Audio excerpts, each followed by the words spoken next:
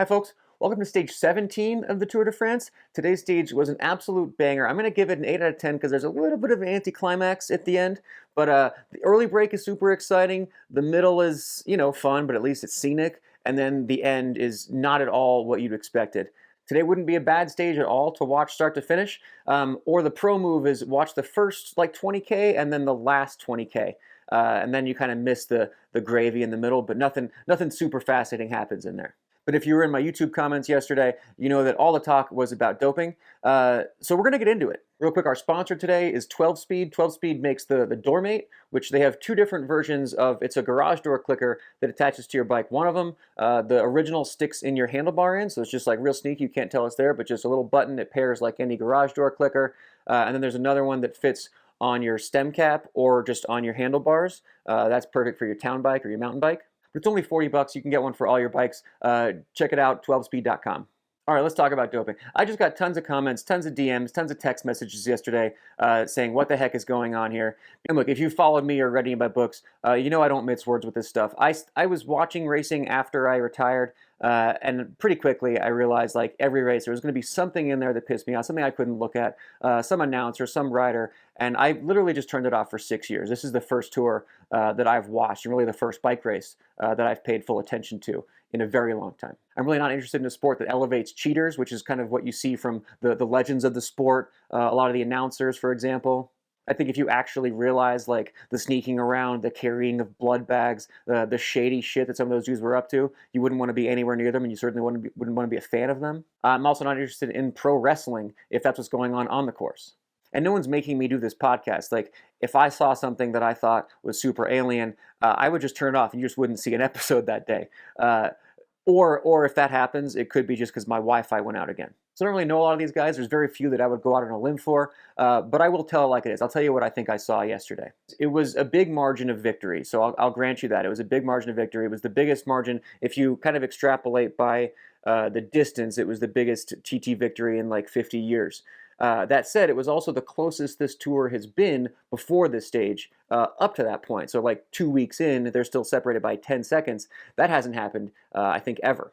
I think a time trial is where resources show the most. I feel like Jonas went crazy on his equipment. I think he practiced really hard on his TT bike. I think he practiced descending on his TT bike. I think he put a ton of work into his position, and not just work in his position. I think he put training into his position so he was smooth, he was efficient, he was comfortable, he was able to hold the aerodynamic position for the whole day. So I'm seeing like 20 seconds for all the geeky, invisible stuff in his bike, all the ceramic bearings and the wax chains. And I'm seeing 20 seconds just for his better bike handling downhill. 15 seconds for an ill-advised bike change, where you're not only just losing the time, people are looking at the time that you spent standing there, you're also literally losing momentum, you're losing rhythm.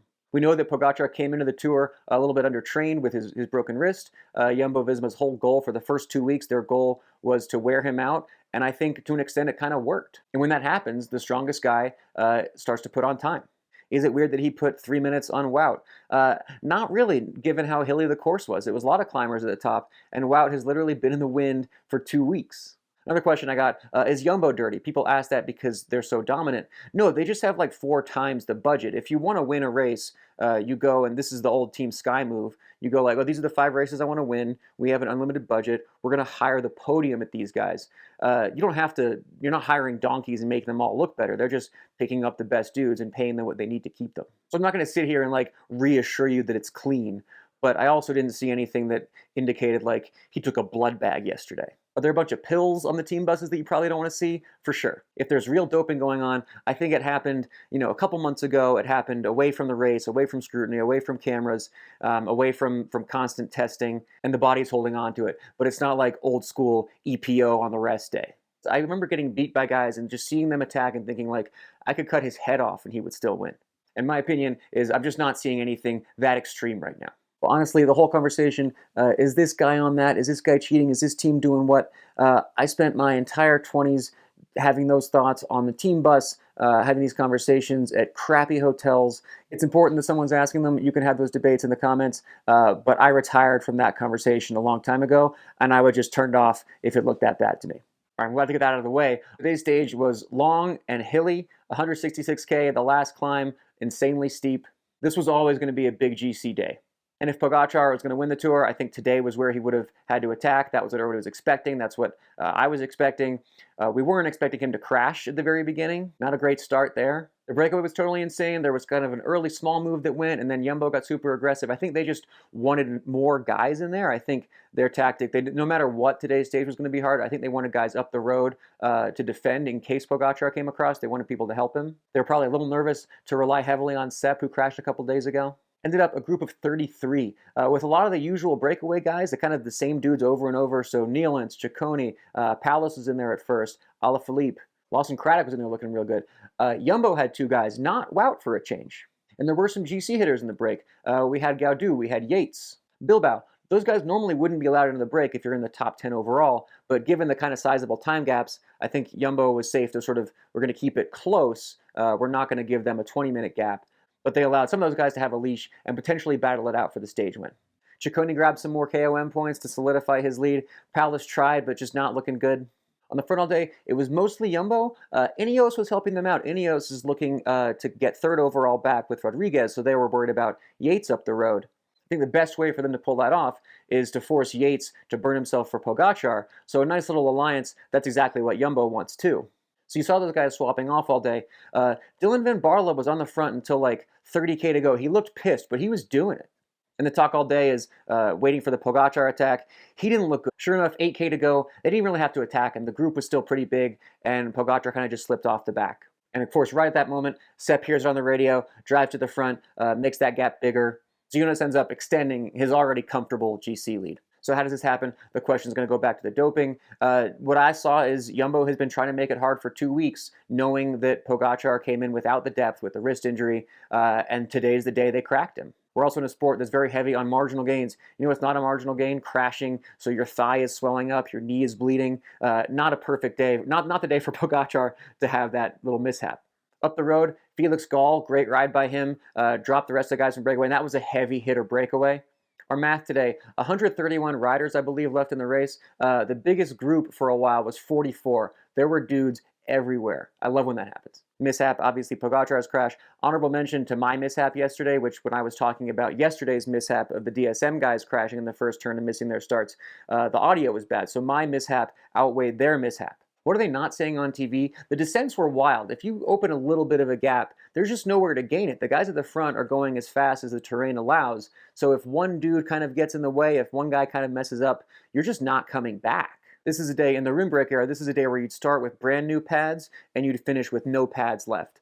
Good time for disc brakes. They were also talking a lot about the time cut today in the gruppetto. Eventually the gruppetto was 74 dudes. There is no time cut when that's how big the gruppetto is. I would love to see them cut 75 guys and then the tour just has like, looks like a Cat 3 race. Armchair team director, I said this before in the race, way too many guys without gloves, especially on the downhills today. We saw Pogacar had a silly crash, Bernal fell, a lot of sliding. It's easy to put your hand out, that's kind of the instinct, and just everyone with their palms exposed. What's going on? Director, make them wear gloves. Armchair race organizer, they're doing time bonuses at the top of climbs. Pointless. Don't do that. The guy who can win the climbs doesn't need a time bonus. If I was watching in person, where do I want to be? There was a part on the final climb where there was a bunch of just big trucks and they were honking as the riders went by. I want to be as far away from that as possible. I just hate all that noise. You're there all day. I think I want to be in one of those glam vans. I want to try that out. I think this whole tour, you've been driving past folks who they've got their camper van set up, they've got an awning, they're probably grilling. Just looks great. I'll give that a shot today. I want the riders to ride past me with the drool and they're just miserable and I've got my feet up and I've never looked more comfortable in my life. I really want to rub that in their faces today. Unanswerable hypotheticals. What would happen today if Pogacar hadn't crashed? I think it didn't help. I think either way he's coming off. I think he comes off later. I think Pogacar has pushed it. He's tested his limits, and he's going to now just be defending second place, maybe going for a stage win here or there if somebody gives him a gift. But I think the cream has risen to the top. But I think Jumbo's tactics worked. They have the best team. They have the best guy. That's how it's going to be. So the rest of the stage race, from a GC perspective, the first 2 weeks were incredible, you guys. Focus on that. This is not normal to have that much of a GC battle the first 2 weeks. And now we're just going to have to look for something else to be excited about. And on that note, tomorrow's stage is one for the sprinters. Remember the sprinters? They've been at the back for the last, it feels like years now. But they've all been waiting for this. Let's see if they deliver. Let's see if they make it fun. We'll check it out tomorrow. That's it for me today. 12speed.com. Check out the Doormate, and I will see you tomorrow.